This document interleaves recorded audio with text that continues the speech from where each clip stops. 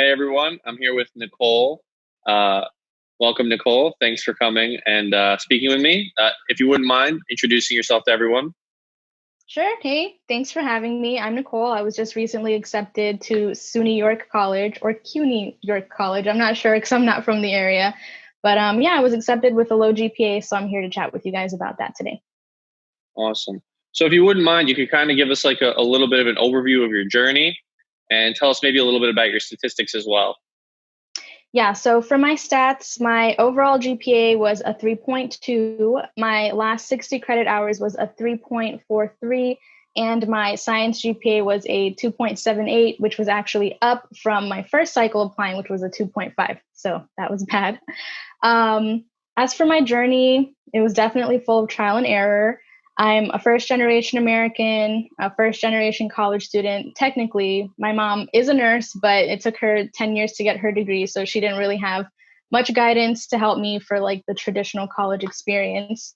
So just kind of getting into it when I arrived to college, I was under the impression that I only had two options. It was either nursing school or medical school. I didn't really learn about the PA profession until I made it to college.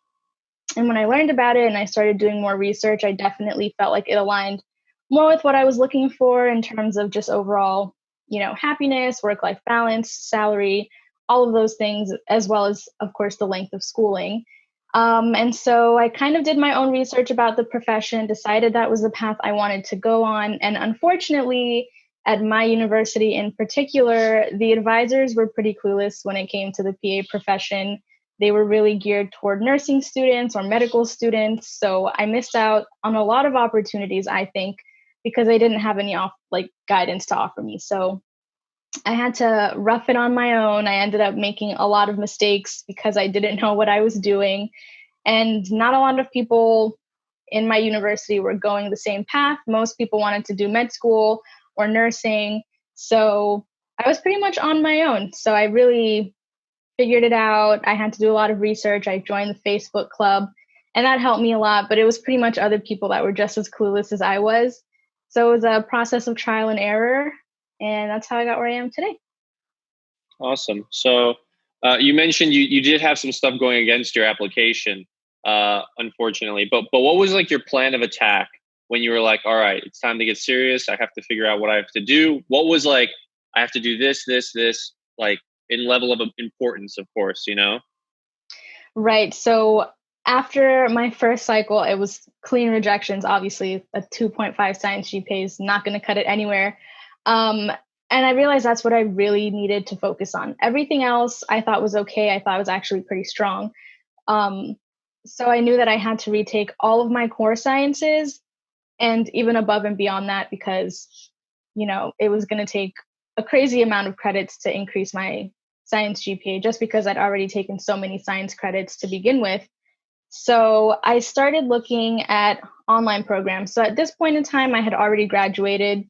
There was no chance for me to be like, oh, I can still raise it. I can take a bunch of semesters of science classes. I couldn't do that. I was already graduated. So I was also working full time to help my mom out. It's just me and my mom and my grandma. So I was definitely kind of nervous about being able to take classes the traditional way and work full time. I also worked an hour away.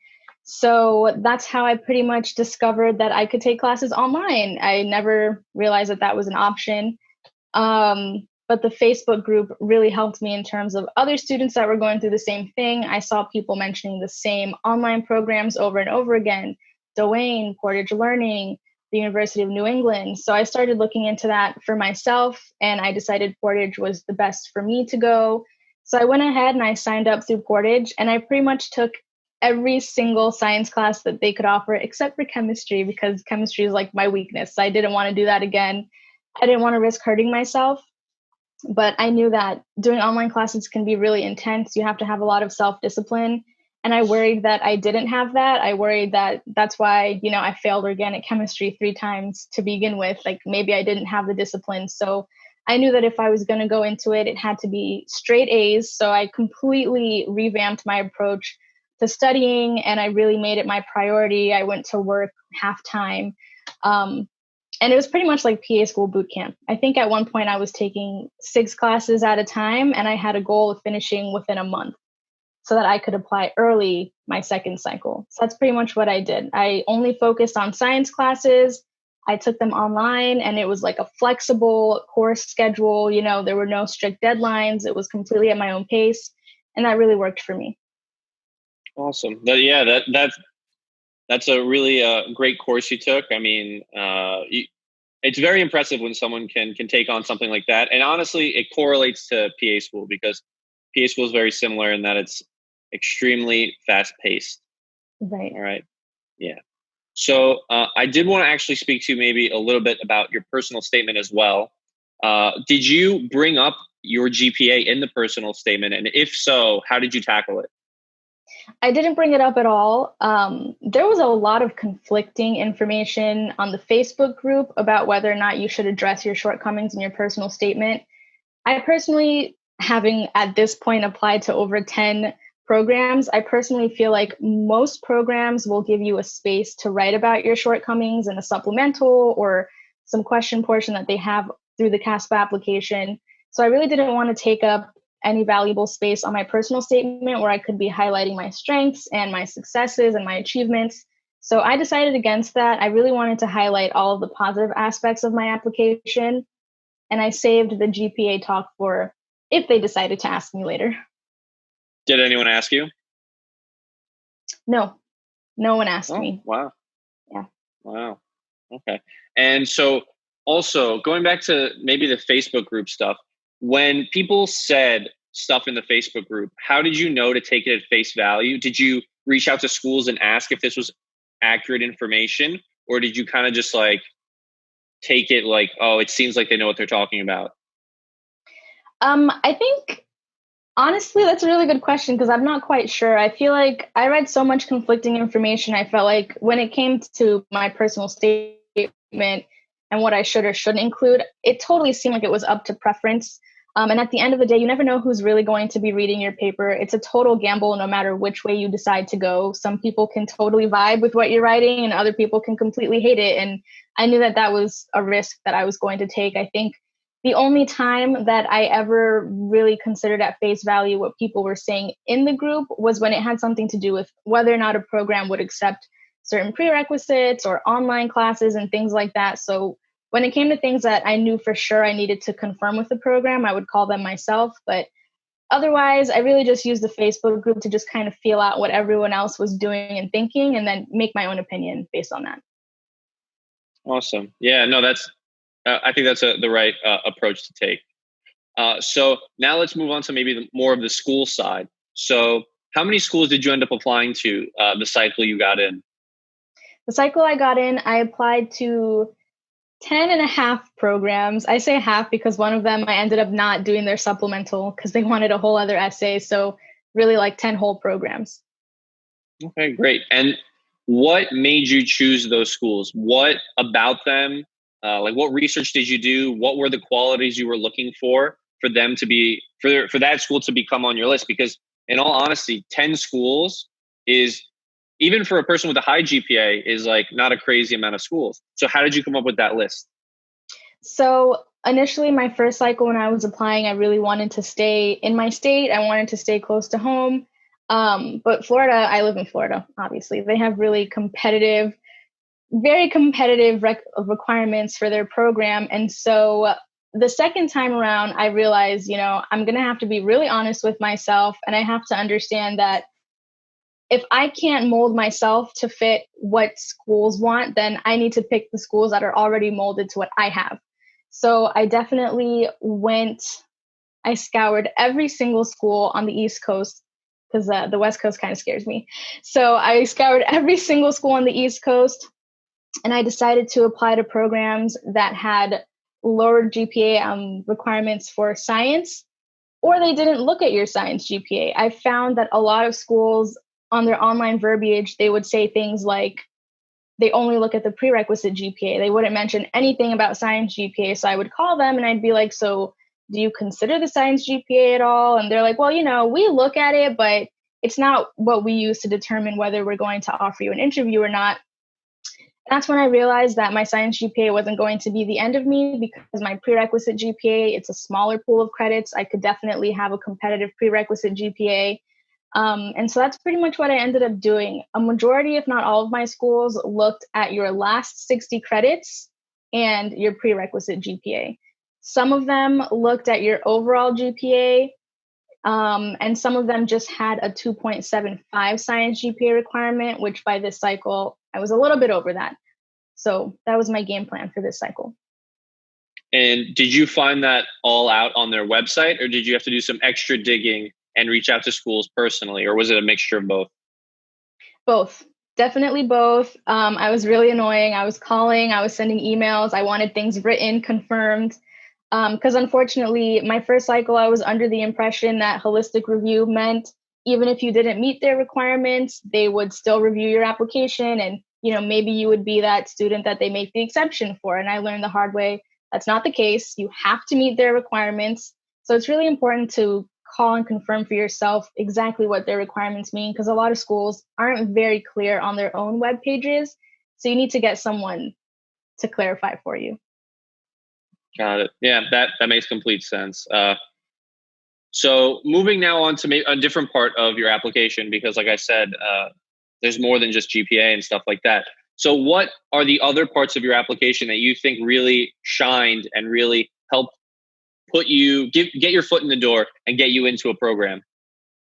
Luckily, my GRE was a 305, which is pretty good. Some people struggle to break that 300, but that's not the end of the line either. The GRE is like the SAT on steroids. So I would say it's really good. Even though I know a lot of people don't want to take entrance exams, choosing programs that require entrance exams just gives you another opportunity to show your strengths. Especially when your GPA is so hard to bring up. Your GRE is something that you can really tackle and get a good score in, and just show them a different aspect. Be like, hey, look, I don't totally suck. I can do it. So that was great for me. And also my PCE was pretty high. I had over 3,000 hours. I'd been working part-time as a medical assistant since like my sophomore year of college. So I had a lot of hours racked up. And I feel like it was pretty high quality as well, even though I was just a medical assistant and I wasn't certified or anything. I did a lot of IVs and blood work. So it was a lot of direct patient care. It wasn't, like front desk things. That's like more healthcare versus patient care. So I think that's really important too when considering what path to take for PCE or HCE. Try your best to make sure you're getting into a job where you're going to have that patient care, because programs really value that. Awesome. And if you want, you could tell us maybe a little bit more about like your extracurriculars, or maybe any volunteering or shadowing you did, if you have anything else that you think might have stood out. Yeah. So for volunteering, I did a few volunteer trips during my undergrad. I went to, North Carolina and some other places actually here in South Florida. We worked with people with food insecurity, homelessness.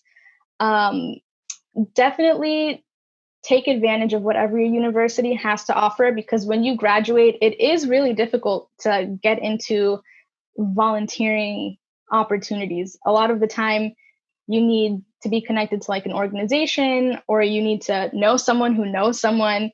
And that can be really difficult, especially when you have to focus on work and shadowing and things like that. So definitely take full advantage of your university resources. And volunteering is actually really important, because I think it gives programs a chance to see other things that you're passionate about, because volunteer projects can be passion projects. It can be something completely unrelated to medicine, and it gives you an opportunity to show them who you are, why that's something that you're passionate about. And it's just another aspect of yourself. As for shadowing, I got pretty lucky with shadowing. My first shadowing experience was actually with the husband of one of my mom's coworkers, who happened to be a PA, and he was willing to give me an opportunity. And so I shadowed him ever since sophomore year of undergrad. He was definitely an interesting person to shadow. He was an acupuncturist before he was a PA, so he was very into Chinese medicine. And I was actually able to incorporate that in my personal statement, because I feel like not a lot of people practice Eastern medicine these days, especially in the United States. So it just gave you like a more well-rounded view of medicine. So that was a unique experience. And then when I was done with him, after my 2 years with him, I applied to an internship through Instagram for this like PA influencer up in Delray Beach, about an hour away.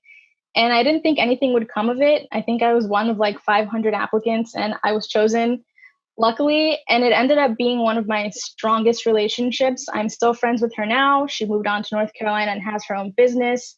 And so it's really great to just make those connections. Don't be afraid to reach out on social media to any PAs if you're struggling to find someone to shadow. And what was the internship that you did in Delray Beach? It was cosmetic dermatology. So I was helping with, injectables and Botox, all the pretty stuff. But my main job was like doing blood work and IV lines. Very cool.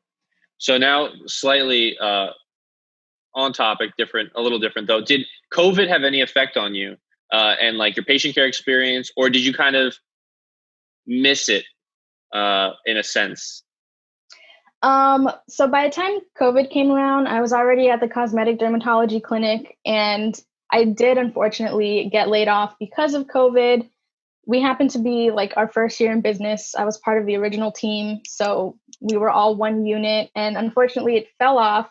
They're good now, but for a whole year I didn't have work, but it kind of worked in my favor because I was struggling to do my online classes and work an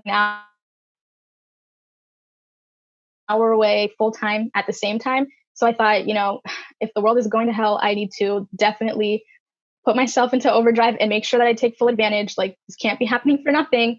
So I definitely took advantage of all the free time that I had. And that's when I really went ham with my classes. I was taking like 6 classes at a time, and I had no space for anything else. So unfortunate situation, but you have to spin everything into a positive where you can. Awesome. Yeah, no, that's a great attitude. So how many cycles did you actually attempt to get into PA school? So my second cycle is the one where I got accepted. Awesome. And could you tell us, so I think the first time you mentioned that you didn't hear back from any school, which is unfortunate. The second time around, what were your statistics like? How many interviews, how many wait lists, acceptances, stuff like that?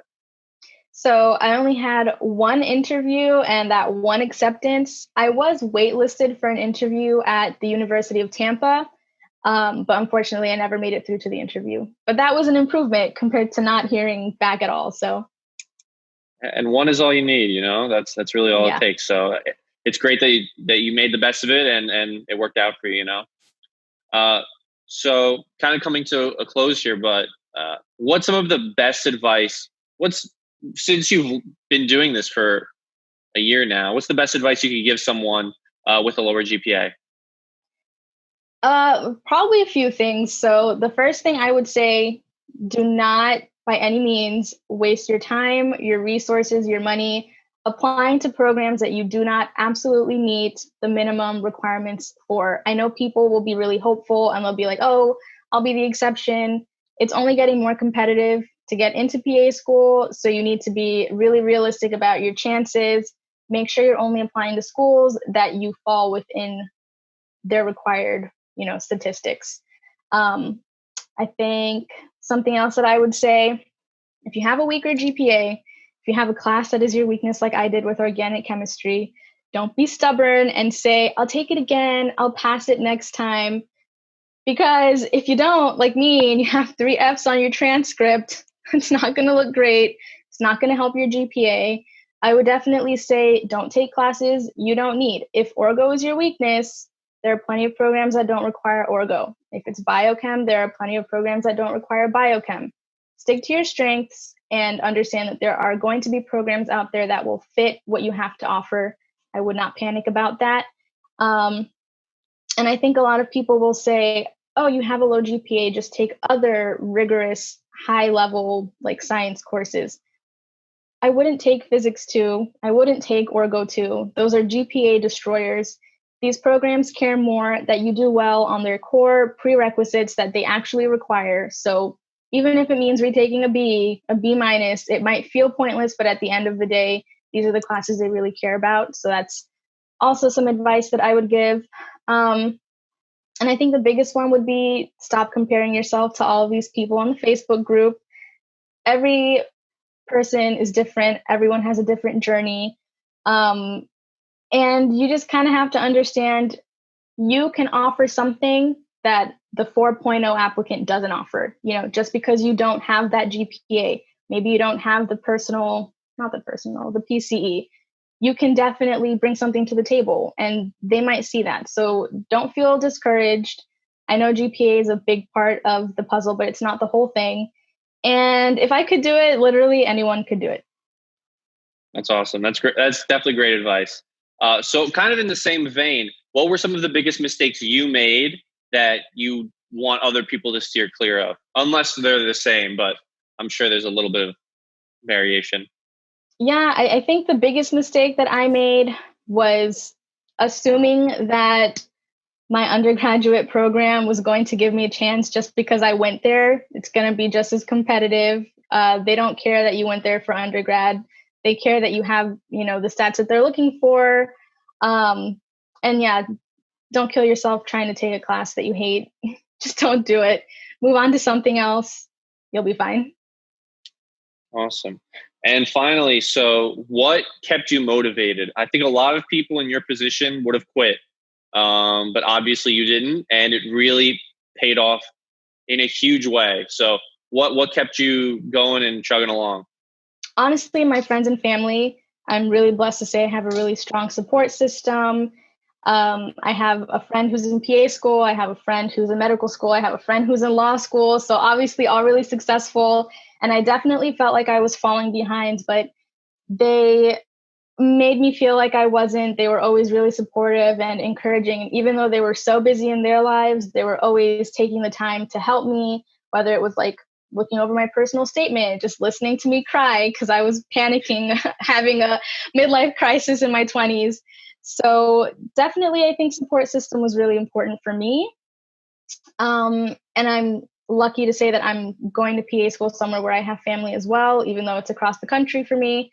So yeah, support system was the biggest thing. Honestly, without them, I probably would have given up. After the first cycle, I would have said, you know what, it's fine. I won't try anymore. Yeah, it's very important to have a strong support system. So that's awesome. And you mentioned it before, but one more time, where are you going to school? You tell me, you're from the area, right? It's CUNY, York? It is CUNY, York. Yes. And Yes. when do you start? I believe it's August 23rd. August 23rd. That's awesome. Congratulations. Thank you you so much for taking the time out of your day. It was a pleasure speaking with you, and I'm sure a lot of people will get a ton of good information from this. So thank you again. Of course. Thanks for your time. I appreciate it.